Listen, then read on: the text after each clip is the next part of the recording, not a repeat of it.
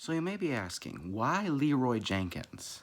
Well, there are some players I feel like just shouldn't play D&D, and those players I would classify as Leroy Jenkins.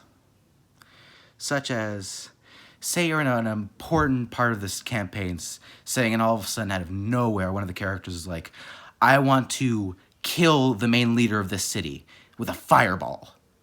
And you're like, why? Backstory reason? They're like, no, I feel like it.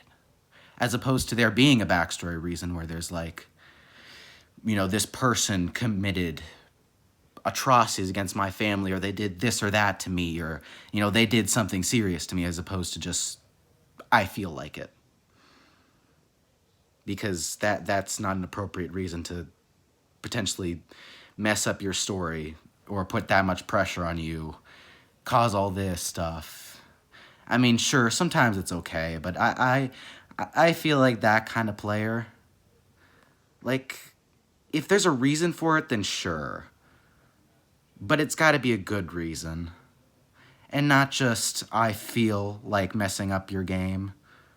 Because that's too much. So,